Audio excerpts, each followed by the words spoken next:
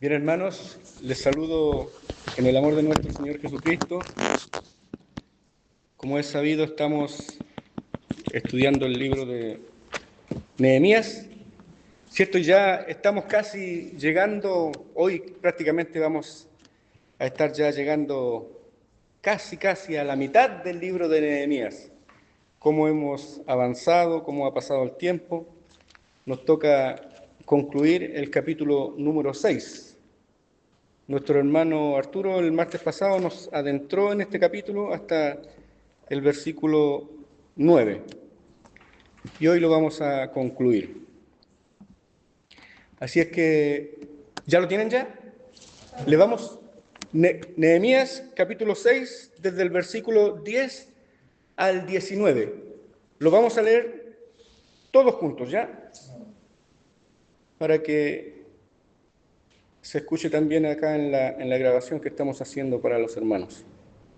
Dice en el nombre del Señor, en el versículo 10, vine luego a casa de Semanías, hijo de Delaía, hijo de Metabel, porque él estaba encerrado, el cual me dijo, reunámonos en la casa de Dios dentro del templo y cerremos las puertas del templo, porque vienen para matarte. Sí, esta noche vendrán a matarte. Entonces dije, ¿un hombre como yo ha de huir? ¿Y quién que fuera como yo entraría al templo para salvarse la vida? No entraré. Y entendí que Dios no lo había enviado, sino que hablaba aquella profecía contra mí, porque Tobías y Sanballat lo habían sobornado. Porque fue sobornado para hacerme temer así y que pecase y les diera de mi nombre con que yo.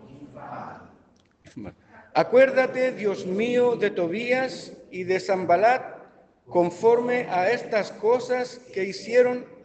También acuérdate de Noadías, profetisa, y de los otros profetas que procuraban infundirme miedo. Fue terminado, pues, el muro el 25 del mes de Elul en 52 días. Y cuando lo oyeron todos nuestros enemigos, temieron todas las naciones que estaban alrededor de nosotros y se sintieron humillados y conocieron que por nuestro Dios había sido hecha esta obra.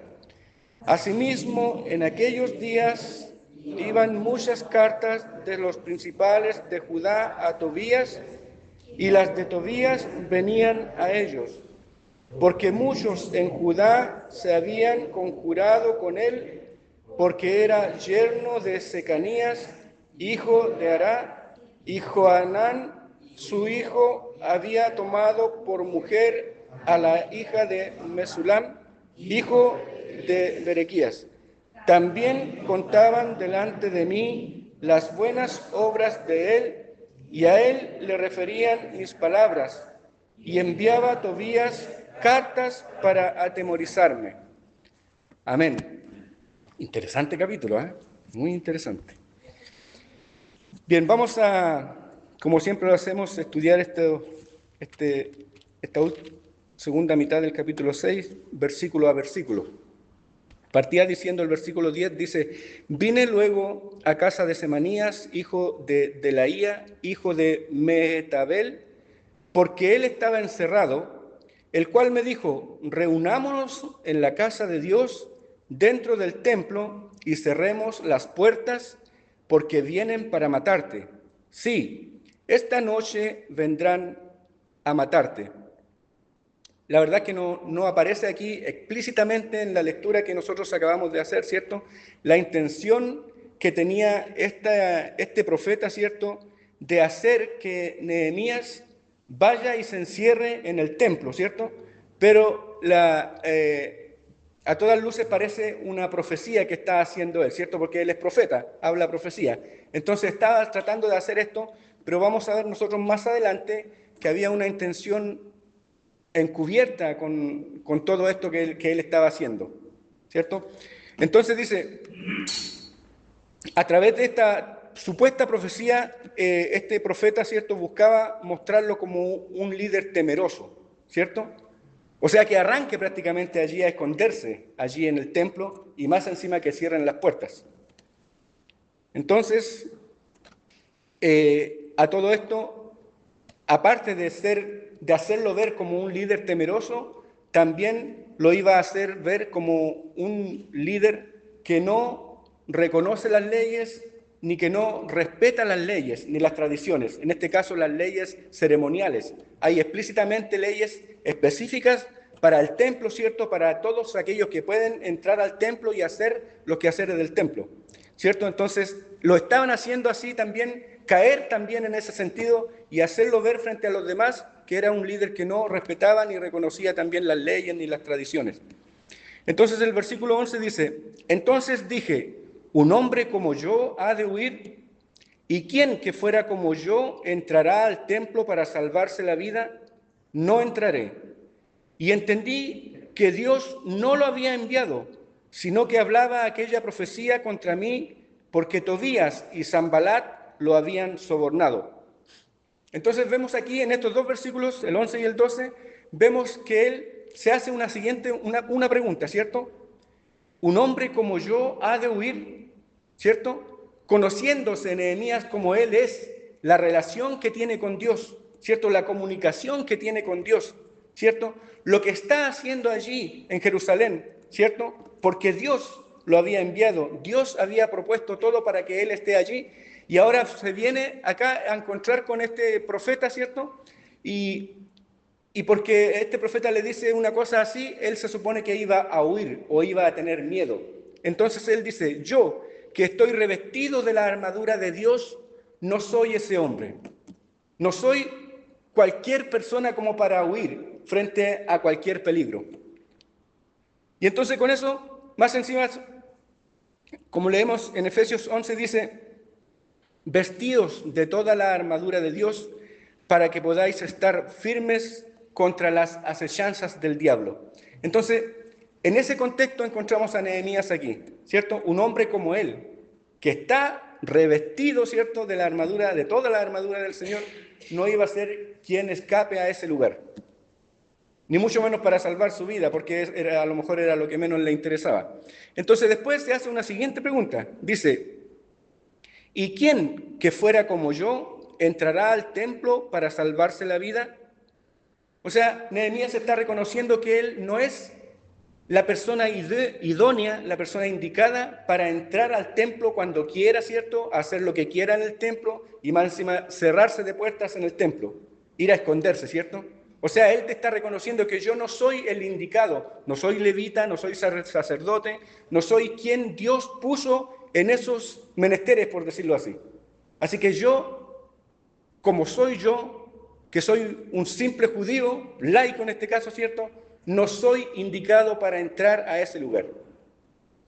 Y esto es importante, es un detalle muy importante a tomar en cuenta. No lo olviden porque los versículos siguen avanzando y vamos a reconocerlo más adelante. Y dice, vamos a ver en Números 18, versículo 7. Si alguien lo encuentra, lo vamos a leer en voz alta y vamos a darnos cuenta de 18, versículo 7. ¿Por qué estas preguntas que se hace Nehemías en este caso?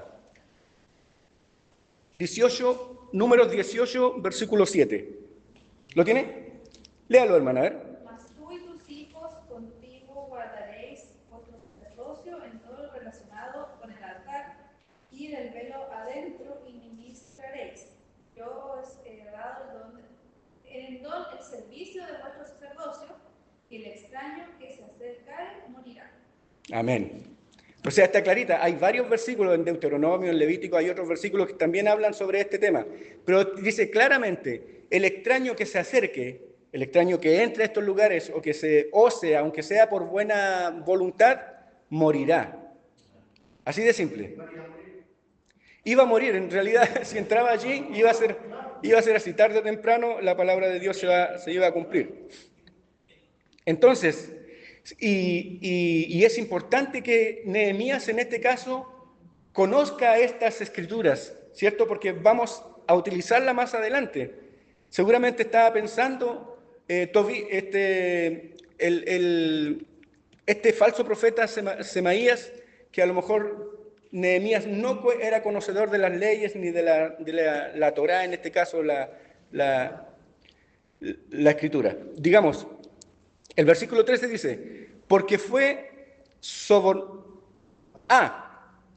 el versículo 13 dice, porque fue sobornado para hacerme temer así y que pecase y les sirviera de mal nombre con que fuera yo infamado.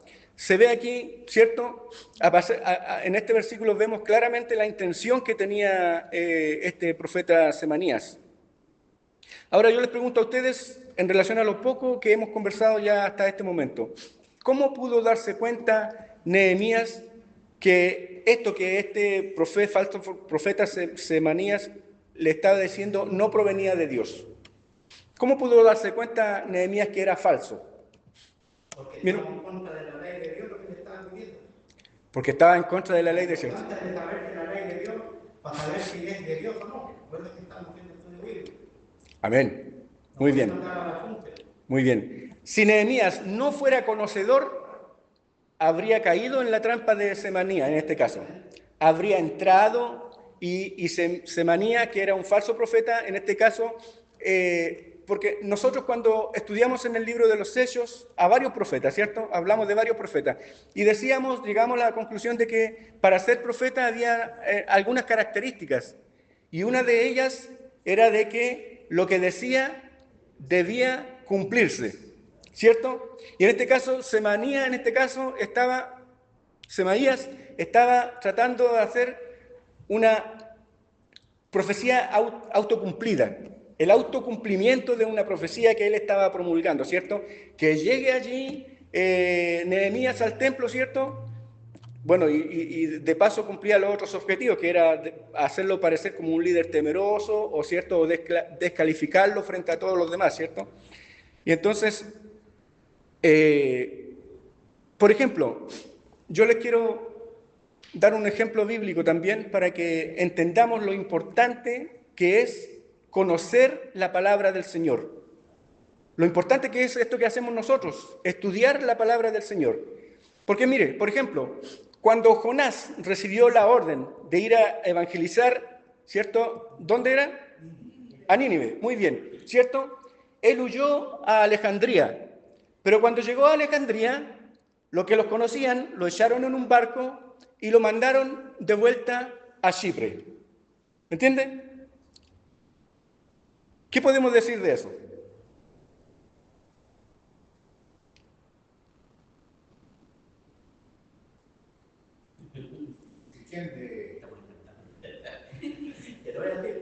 Que no es así, ¿cierto? No es así. Pero solamente los conocedores de la palabra pueden decir que realmente no es así. ¿Me entiende? ¿Sí? Si usted es conocedor de la palabra, se va a dar cuenta que Jonás no escapó a Alejandría, sino que fue a Tarsis, y que de vuelta no se vino en un barco de nuevo y no llegó a Chipre, sino que apareció de nuevo allá en Nínive, donde había sido enviado inicialmente, ¿cierto? Pero si uno no es conocedor de la palabra, es fácilmente engañado y cae nomás, ¿cierto? Así de simple. Y eso es lo que Semaías en este caso estaba tratando de hacer con Nehemías. Pero el que cayó fue él. ¿Sí, hermano? Cuando el diablo piensa al Señor, le cita la Biblia, le cita el Salmo 91, el versículo 11 y 12, cuando le dice que se tire de arriba del templo porque el Señor lo mandará antes. Y efectivamente le cita los versículos. Pero, ojo, una mala exégesis. Dice lo que dice, el diablo dice lo que dice ahí, pero no es para que lo recojan cuando viene cayendo el templo. Entonces, el diablo también se sabe la Biblia, pero es experto en hacer una mala exégesis, en tergiversar lo que quiere decir la Biblia. El diablo se sabe la Biblia, pero siempre transforma lo que Dios quiere decir en lo que no quiere decir. Y eso es lo que notaba aquí. Por eso es importante saberse la Biblia, pero también saber lo que la Biblia quiere decir. Amén. Lo manipula de tal forma para lograr sus objetivos. Lo conocemos desde Génesis, ¿cierto? ¿Cierto? Dios dijo una cosa y él utilizando, transformando, ¿cierto? Tergiversando, le hizo ver otra cosa a Eva, en este caso. Dice, en 2 de Timoteo, capítulo 1, versículo 12, dice, por lo cual, asimismo padezco esto, pero no me avergüenzo, porque yo sé a quién he creído, y estoy seguro que es poderoso para guardar mi depósito para aquel día. En este caso se puede aplicar perfectamente a lo que estaba haciendo Nehemías en este caso. Él estaba segurísimo de que no era así como Semaías le estaba diciendo, y que él no podía hacer aquello que él le estaba pidiendo que haga. ¿Entienden? Y es un ejemplo para todos los demás también, para todos los demás. Si él hubiera hecho eso, o sea, todos los demás habrían pensado que están calificados para hacer lo mismo. Y entonces habrían corrido con la misma suerte. Dice, el lugar en el templo le correspondía solamente a los sacerdotes, como leímos en el libro de Números 8, 18, versículo 7, ¿cierto? Otro ejemplo en la Biblia que lo vemos, los estudiamos ya hace algún tiempo también, de algún profeta que se prestó para este tipo de situaciones, que fue sobornado también. ¿Se acuerdan del profeta Balaam? Balaam, ¿cierto? Que Balac también lo mandó a sobornar porque decía que reconocía que Balaam, si bendecía a alguien, esa persona o ese pueblo era bendecido. Y si lo maldecía, esa persona o ese pueblo era maldecido. Entonces, Balac quería que maldigan al pueblo de Israel. Entonces lo fue y lo sobornó. ¿Entiendes? O sea que ya vimos estos ejemplos de profetas. Y más adelante nosotros en el libro de los Hechos, como estudiamos el libro de los Hechos ya en el Nuevo Testamento, hemos visto también a otros profetas. Pero ¿cuál es la importancia? ¿Cuál es lo que nosotros debemos rescatar aquí para estar nosotros prevenidos también de todo esto? Conocer la palabra de Dios, conocer las Escrituras, ¿cierto? Y como decía nuestro hermano, conocerlas al punto de que no nos puedan dar vuelta, ¿cierto? ¿Cierto? Refutar lo que la palabra del Señor nos enseña, ¿cierto? Nosotros podemos estar con la palabra, todas las iglesias podemos estar con la Biblia abierta en el mismo capítulo, a lo mejor analizando los mismos versículos, pero todos podemos entender una cosa distinta. ¿Entiendes? Entonces es la importancia de estudiar. Hermano. Es vital conocer la palabra, es vital conocer la doctrina, ahondar, entenderla y sobre todo entender la verdad. El predicador decía de que cuando se estudian los billetes falsos, yo no puedo aprender todos los billetes falsos para identificar cuál es el verdadero, sino que lo primero que yo hago es me aprendo el verdadero al revés del derecho y entonces fácilmente voy a poder encontrar los billetes falsos. Entonces lo mismo, si nosotros entendemos bien la palabra, no tengo por qué estar aprendiendo solo un poquito de los testigos de Jehová, un poquito de los mormones, un poquito acá. A veces en esos poquitos la gente empieza a confundirse, no se da ni cuenta y ya empieza a encontrarle la razón a esas cosas. Mejor estudiar bien la palabra y fácilmente va a poder discriminar cómo le pasa a la niña. Discernir. Fácilmente puede, como dice la palabra, usar bien la palabra de verdad, trazar bien la palabra de verdad. Amén. Bien, pastor. Bueno, también quería decir que Nehemías tenía claro que él no era sacerdote. Entonces él sabía que, y además él sabía la palabra, él conocía la palabra. Si no, él habría incurrido en esta falta. Grave error, porque que le habría causado la muerte, porque vemos cierto que los hijos de Aarón se metieron sin autorización a encender incienso delante de la presencia. Fuego extraño. Fuego extraño. ¿Y qué pasó? Murieron. Murieron en el acto. Indebido. También Nehemías tenía claro, no era sacerdote, él no podía pisar No podía hacer eso. el lugar santo, ni menos el Santísimo. Claro. Entonces podemos entender nosotros que para Nehemías fue relativamente fácil darse cuenta que lo que estaba diciendo y haciendo, en este caso el profeta Semaías, no provenía de Dios. Amén. Dice el versículo 14, dice: acuérdate, Dios mío, de Tobías y de Sanbalat, conforme a estas cosas que hicieron. También acuérdate de Noadías, profetisa, y de los otros profetas que procuraban infundirme miedo. Noadías aquí es descrita como una profetisa, ¿cierto? Falsa profetisa, que siempre fue aliada de Tobías y de Sanbalat, pero que siempre también estuvo activamente en contra del avance de la obra. Por eso es mencionada aquí, especialmente en este versículo. Y dice, aquí nosotros vemos que Nehemías, en este caso, está orando por sus enemigos, ¿cierto? ¿Recuerdan el capítulo 4, cuando nosotros, especialmente en el capítulo 4, versículo 4, cuando Nehemías oraba por sus enemigos, pero con otro objetivo? Cuando decía, acuérdate, devuélveles todo el baldón de nuestra vergüenza, todo nuestro sufrimiento, devuélvele a ellos, que sufran todo, que reciban todo lo que ellos nos están deseando, que lo reciban ellos. Lo que se llama la oración imprecatoria, que se llama, ¿cierto? Que es desear el mal para tus enemigos. En ese caso, en el capítulo 4, versículo 4 de Nehemías oraba en ese sentido. ¿Recuerdan que yo les hice una pregunta? ¿Podemos orar así nosotros? Podemos, pero la realidad es que no debemos. ¿Me entienden? ¿Me entienden? Entonces, aquí lo vemos a Nehemías orando nuevamente por sus enemigos, pero orando para que el Señor sea de bendición también para ellos, ¿cierto? Para que abra sus corazones, ¿cierto? Y ya trabaje en ellos y de una vez por todas, por ejemplo, dejen de ser enemigos, dejen de ser estorbos en la obra del Señor. Entonces, ¿sí, hermano? Mira, interesante. Siempre yo destaco a nosotros, como iglesia,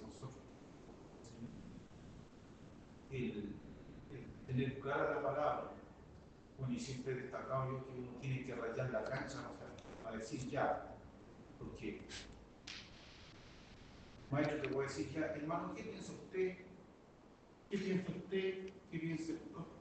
Está bien, lo puede escuchar, pero después él tiene que decir ya, es así, según la palabra y nuestra forma de ver las cosas, para que uno así vaya avanzando, porque si no se va como llegó. Quedamos todos con la duda igual.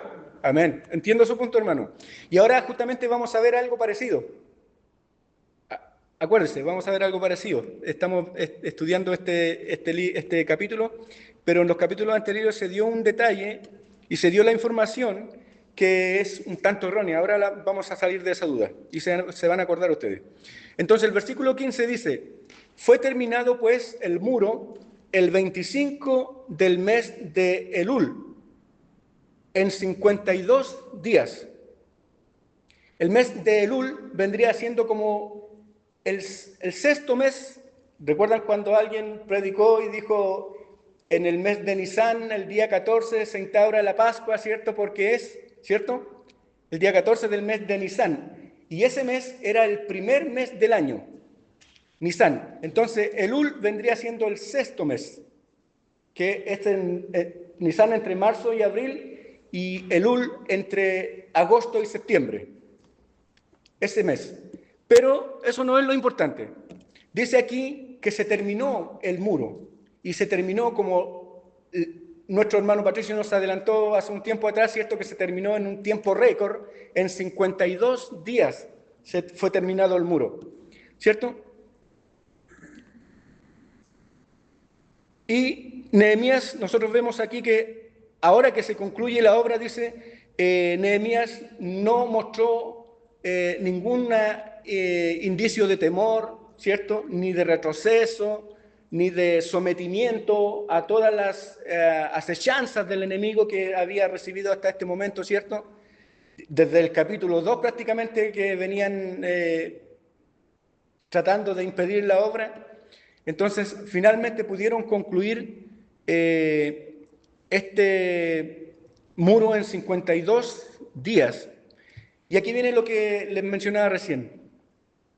¿Cuántos años estuvo derribado el muro? ¿Qué es lo que concluimos de acuerdo a la información que se entregó acá? ¿Alguien dijo, cierto? Dijo, ¿cuánto fue que dijo? No, como 90 años, ¿cierto? Pero yo debo reconocer que con nuestro hermano Patricio, ese mismo día nosotros quedamos con la duda, ¿cierto? Y empezamos a averiguar y a recabar información. Y la verdad es que cuando el rey de Babilonia, Nabucodonosor, empezó la destrucción de Jerusalén, fue por allá más o menos en el año 605 antes de Cristo. Vamos sacando cuentas, 605 años de Cristo, antes de Cristo. Y ese proceso duró alrededor de 20 años. Alrededor de 20 años, porque fueron dándose ciertos procesos. En el primer proceso llevó, ¿cierto?, a algunos jóvenes, a los jóvenes más destacados de Jerusalén, ¿cierto? Entre ellos fueron Daniel y varias personas más, ¿cierto? En otro proceso, un par de tiempo más adelante, llevó al rey Joaquín, al rey Joaquín y otras personas. Esto ocurre en un lapso de 20 años más o menos. Y por último, después se llevó al rey Sedequías, que cometió el gran error de aliarse con Egipto, ¿cierto? Entonces Nabucodonosor, que lo había dejado como un rey vasallo ahí en Jerusalén, no aceptó esa alianza con Egipto y vino por tercera vez y por última vez a destruir todo Jerusalén. Todo Jerusalén. Y suceden cosas terribles, realmente terribles. Cuando ustedes analizan el capítulo 52 de Jeremías, por ejemplo, hay detalles que son, pero de terror, realmente de terror. Cosas que suceden que son, como vemos en las películas de terror ahora prácticamente. Entonces allí destruye, el capitán de Nabucodonosor destruye la ciudad completa, los templos, los muros y todo. Se incendió todo, no quedó piedra sobre piedra, todo destruyó. Dijimos desde el año 605 hasta el año 580, 85 más o menos, 20 años. Ahí se destruyó todo, ¿ya? Entonces, la información que andaba manejando el común de los hermanos, ¿cierto?, que se dijo acá, es hasta, porque vemos después que regresan, ¿cierto?, en 70 años regresan con Zorobabel, ¿cierto?, en los primeros, ¿cierto?, después Esdras y después. Pero ese proceso es después hasta que se empieza la reconstrucción del templo, ¿ya?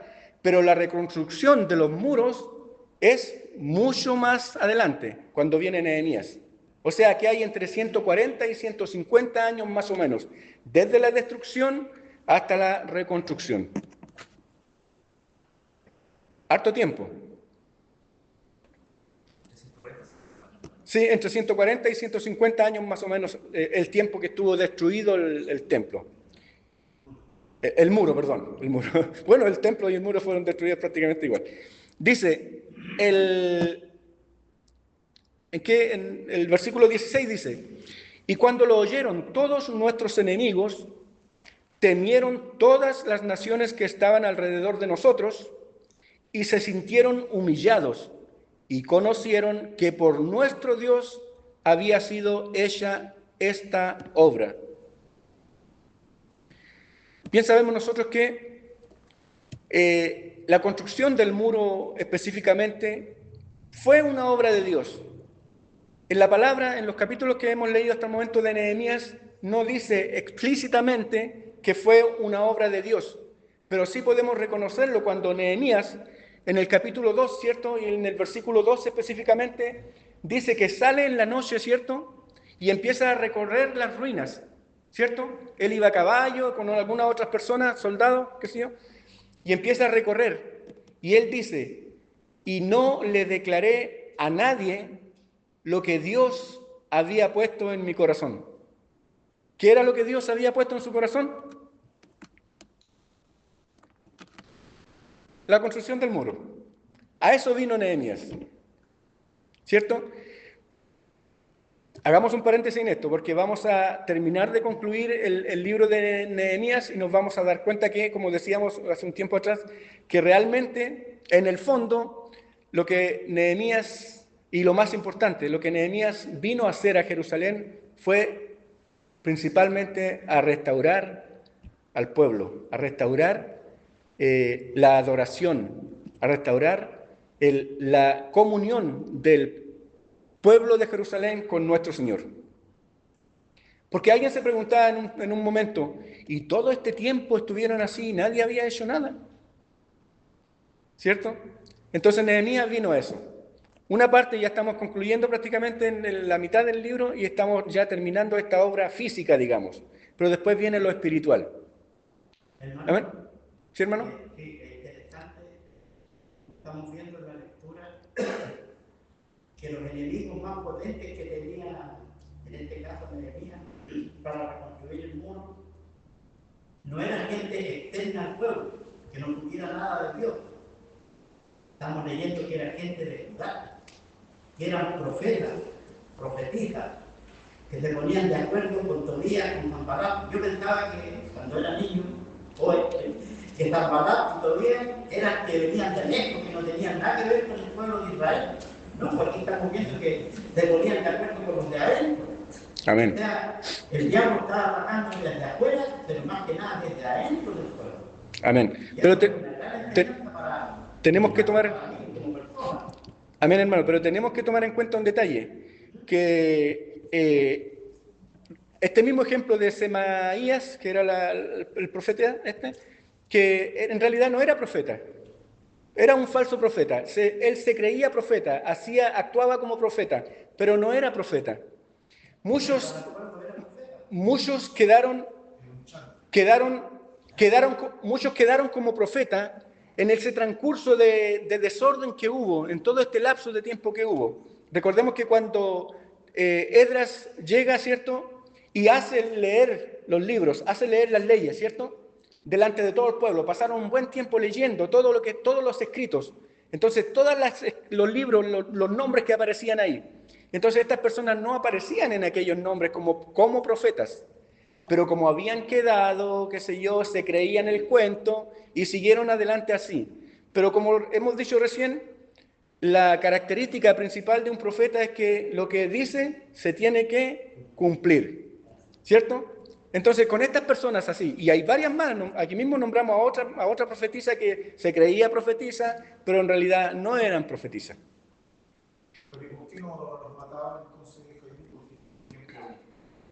profeta? Si no se cumplía, le daban muerte al tiro, que la gente lo reconocía como profeta.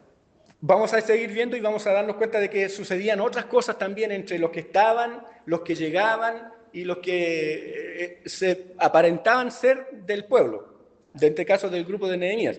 Dice, y los enemigos, al ver la obra concluida, pudieron darse cuenta de que efectivamente era una obra de Dios y se atemorizaron. ¿Entiende? Ellos pudieron reconocer. Dice en Salmo 127, versículo 1, dice, si Jehová no edificare la casa, en vano trabajan los que la edifican. Si Jehová no guardare la casa, en vano vela la guardia. Amén. Entonces es importante también que con los hechos, a pesar de toda la reacción externa, siendo la oposición, la obra finalmente llegó a cabo. Y nosotros habíamos dicho hace un tiempo atrás que no era una obra pequeña, sino que era una obra de grandes dimensiones, ¿cierto? He escuchado en algunas partes incluso que dicen que la obra, las murallas tenían 12 metros de altura y algunos dicen que hasta 6 metros de ancho, para que quepa todo el pueblo, porque vamos a ver más adelante en el capítulo 12, cuando el muro es dedicado, ¿cierto? Vimos que subía prácticamente el pueblo completo arriba, los coros, ¿cierto? Los cantores, ¿cierto? Los levitas, todos. Partían todos por una parte y subían y caminaban por arriba del muro hasta encontrarse de nuevo alrededor, en un punto específico. Entonces era una gran obra la que estaban realizando allí. Y en 52 días, nosotros en 50 días no nos ponemos ni de acuerdo. Entonces, es obra de Dios. Obra de Dios. Amén. El versículo 17 dice, asimismo, en aquellos días iban muchas cartas de los principales de Judá a Tobías, y las de Tobías venían a ellos.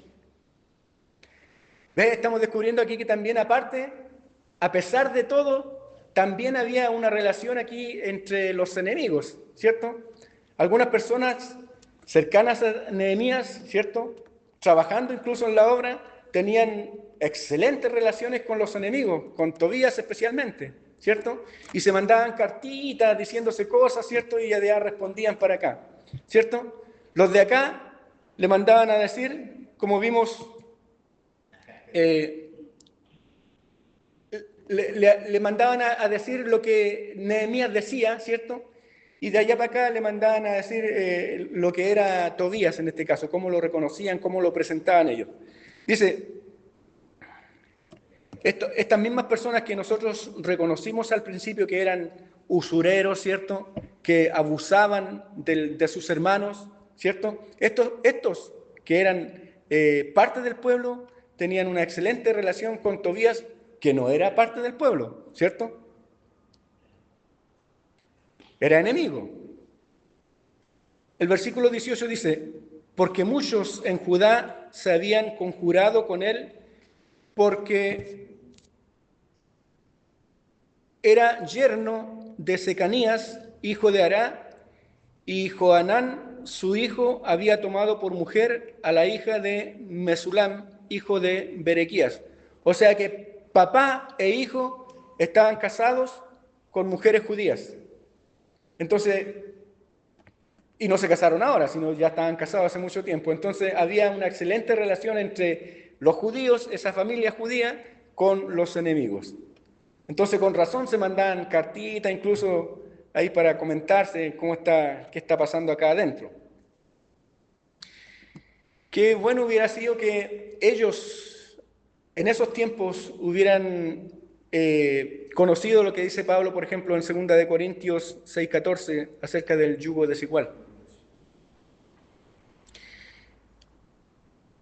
Y sabe que hoy en día, si trasladamos esa realidad a lo que es la iglesia, Satanás utiliza prácticamente las mismas herramientas, ¿cierto? Acerca del yugo desigual, por ejemplo, lo que intenta es minar la relación con Dios desde adentro, ¿cierto? Al estar casado con una mujer o con un varón, ¿cierto? Según sea el caso, en yugo desigual, tarde o temprano, existen dos posibilidades. O que el marido gane a su mujer para Cristo, ¿cierto? O que la mujer aleje al marido finalmente de los caminos del Señor.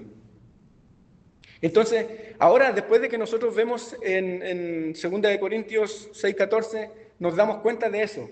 Pero eso es algo que ya se venía dando hace mucho tiempo. En el versículo 19 dice, también contaban delante de mí las buenas obras de él, y a él le referían mis palabras, y enviaba a Tobías cartas para atemorizarme. Todavía enviaban cartas. ¿Recuerdan que al principio nuestro hermano Arturo nos decía que mandaban incluso una carta abierta, ¿cierto?, para desprestigiarlo? O sea que sus relaciones públicas que tenía dentro del pueblo de Jerusalén, ¿cierto?, estaban haciendo un trabajo muy bueno favoreciendo a Tobías, ¿cierto? Presentándolo como una gran persona, una buena persona, y le comentaban y le decían, ¡ay, Tobías! ¡Ay, si Tobías hace buenas obras! Es una buena persona, ¿cierto? Y siempre fue bueno, incluso cuando ustedes no estaban aquí, él era bueno con todos, ¿cierto?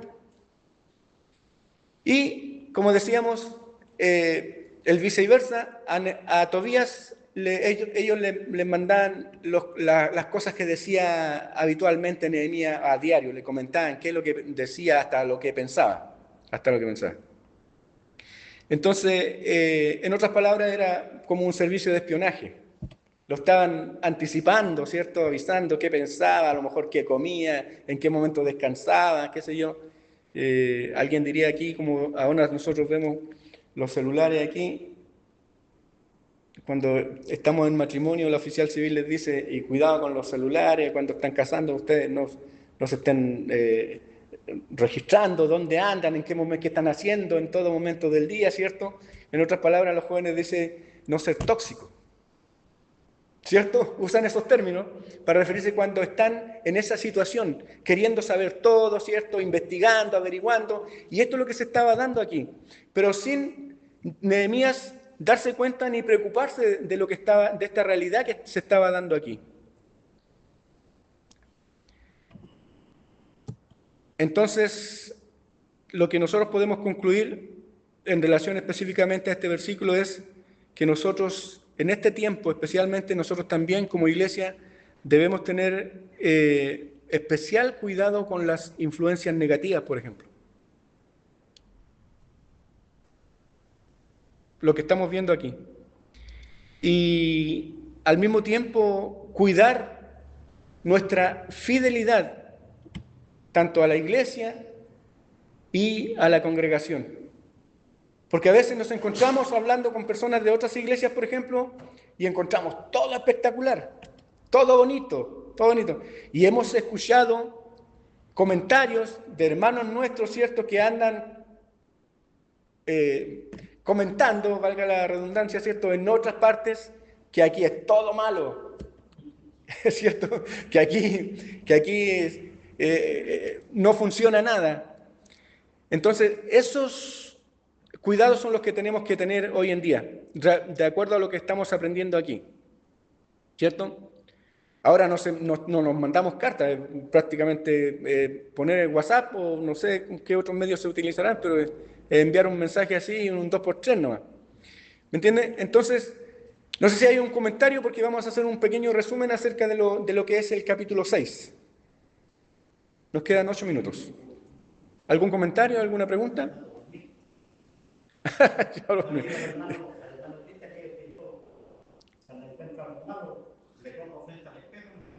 Ah, ya, bien, me parece muy bien. Bien, hermanos. ¿Mi hermana? Bueno, lo importante en este caso que decía conocer la palabra de Dios. Amén. Conocer cosas que no cualquiera venga con una idea y uno que, a lo mejor era así. No, conocerla, pero conocerla y colocarla en práctica, porque a veces conocemos las cosas, pero a la hora de tomar alguna decisión, igual erramos. O sea, Dios nos ayuda en ese sentido. Lo digo como iglesia. Amén. Por ejemplo, ya que viene pronto nuestra sesión administrativa,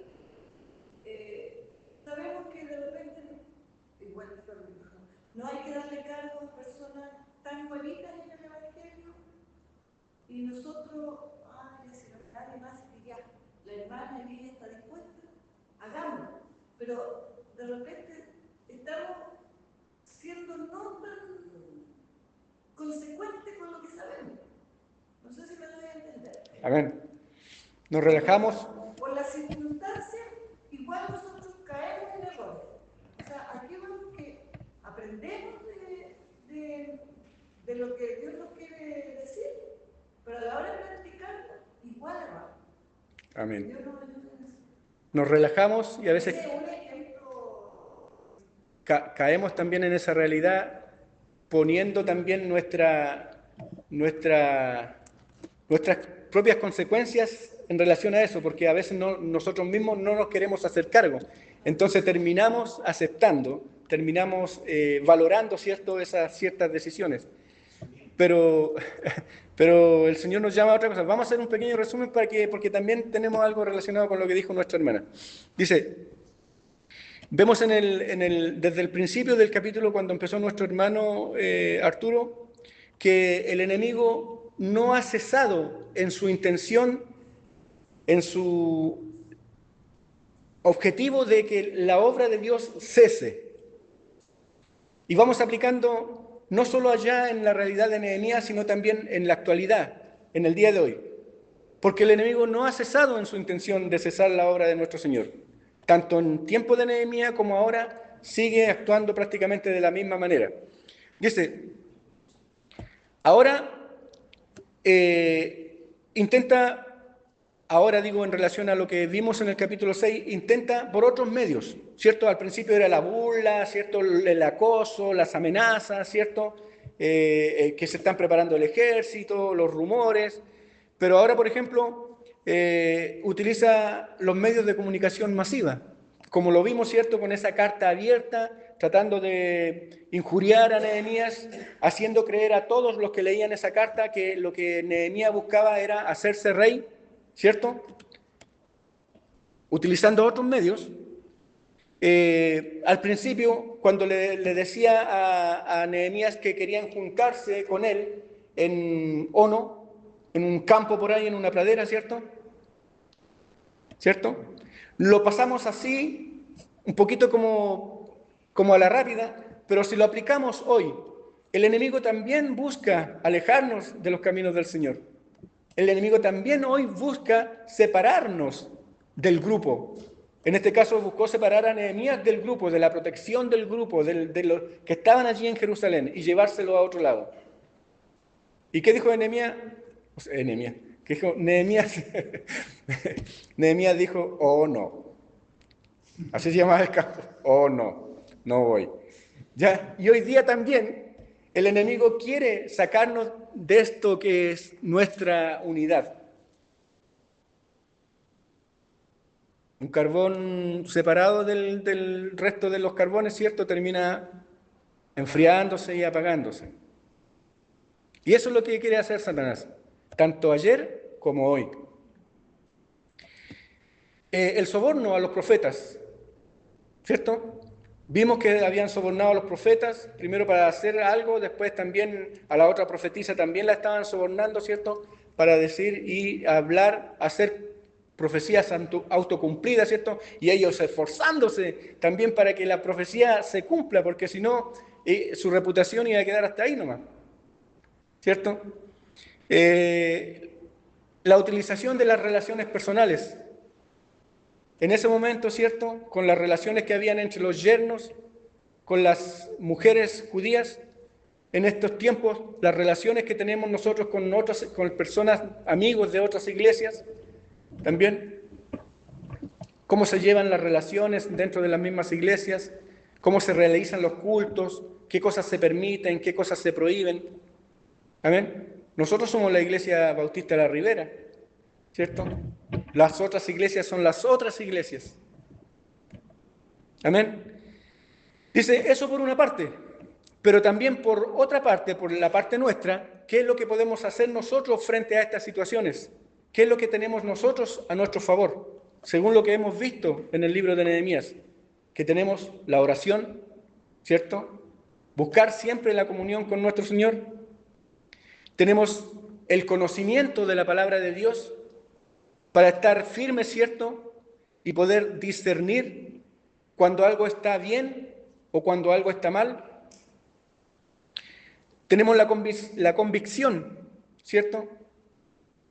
Como dijo Nehemías, no entraré, ¿cierto? Él estaba seguro, porque sabemos nosotros quién fue quien nos llamó, ¿cierto?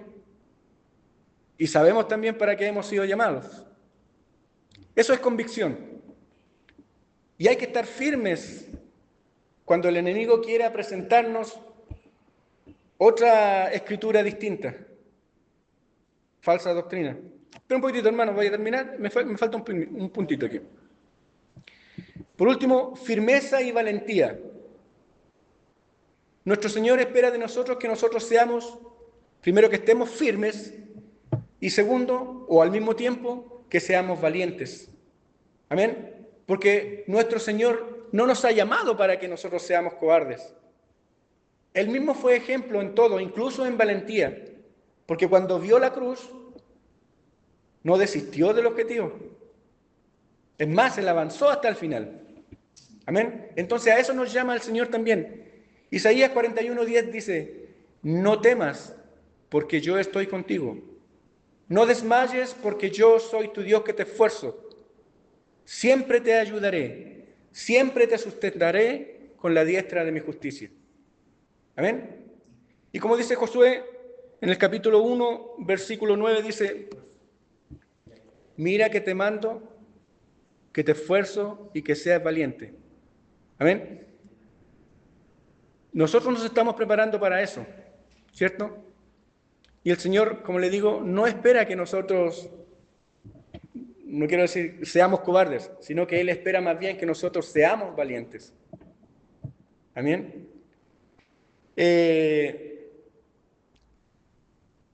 Ahora sí, mi hermano, para ir cerrando, los últimos 3 segundos.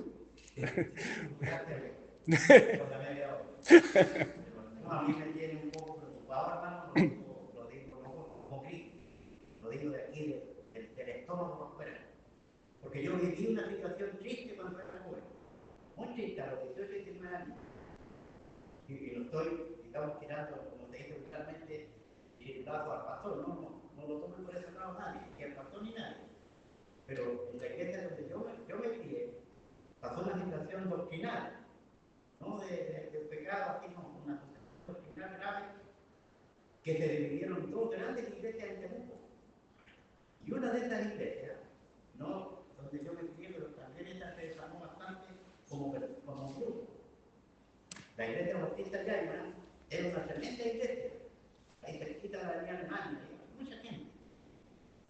Esa iglesia se terminó como iglesia y me acaba de, hace poco me informaron que se vendió hasta la propiedad. Entonces, hermano, a veces ustedes me encuentran un poco medio disartón, porque yo pasé por experiencias tristes en este asunto de lo que estamos viendo. Entonces, a mí me preocupa, de verdad, la poca asistencia de la iglesia a los días martes a estudiar la Biblia. Porque estamos propensos a que pase lo que se pretendió hacer con Nehemías. Imagínense que un hombre como Nehemías, un hombre preparado, un hombre que venía con la certeza de Dios, y el diablo ahí tratando, como está usted enseñando a los hermanos, hermano Patricio, todos los hermanos, le da, a ver qué cae. Bueno, ¿qué queda para nosotros? Que no somos Nehemías. Amén. Y estamos despreciando la enseñanza de la palabra del Señor. Miren, Oseas 4:6 dice: mi pueblo fue destruido por falta de conocimiento, ¿no es cierto? Bueno, ¿qué es lo que dice el resto del versículo? Despreciaron mi palabra. Por lo tanto, dice el Señor, yo también te voy a pagar con la misma moneda y no voy a bendecir a sus hijos ni a sus nietos. A ver cómo se siente. Entonces, cuando una iglesia desprecia, discute la palabra, como decía el otro día mi hermano Patricio, ellos nomás se lo pierden, es cierto. Pero estamos corriendo un riesgo como iglesia, hermano, cuando la iglesia no tiene cariño, no tiene carisma, no tiene deseo de atender la palabra. A mí me gustaría ver mi templo más lleno que el domingo, el día martes. No sé si todos tenemos una excusa como para decirle al Señor, para que yo no puedo ir, estoy preso, estoy grave en el hospital, o me acaban de chocar el auto, no puedo ir el día martes. Son excusas que uno podría dar. Un pastor decía, la única excusa para faltar a los cultos es que usted esté preso o que esté grave en el hospital o esté en el cementerio. El resto son excusas. Un pastor. Y es verdad, hermano, a veces damos excusas tan baratas porque despreciamos la enseñanza. Amén, hermano. No me gusta que el hermano Jaime nosotros el estudio con esto. No, que a mí no me gusta el hermano Jaime. A mí no me gusta el pastor, que me gusta el otro. Miren, como niñitos chicos. Yo soy de Pablo o Apolos. Bien, mi hermano. Bien, le agradezco por su aporte, hermano. Lo vamos a considerar. Espero que no sea profeta usted. Mi hermano, mire, y sabe el cuidado que tenemos que tener. Por eso nosotros podemos llegar a estas conclusiones a través del estudio de su palabra, porque el caso de Nehemías, siendo líder, así como es también, el enemigo también busca, ¿cierto?, atacar a los líderes de la iglesia, atacar a los líderes de la congregación. Entonces, especialmente nosotros tenemos que también siempre estar en sus oraciones, ¿cierto?, y también nosotros humildemente aceptar y acatar cuando nos equivoquemos y ustedes nos quieran entregar alguna información, alguna enseñanza que sientan ustedes que no está distinta a la que nosotros estamos entregando. Porque también ustedes son capaces de estudiar también la palabra, ¿cierto? Y llegar a sus propias conclusiones también porque son guiados por el Espíritu Santo. Amén. Así es que, ¿a qué nos llama el Señor? Primero, a tener bien claro, como dije, quién fue el que nos llamó, nuestro Dios, ¿cierto? Y también para qué hemos venido. Amén. Así que eso ha sido el estudio del día de hoy, hermanos. Hemos terminado ya el capítulo 6. Que el Señor les bendiga.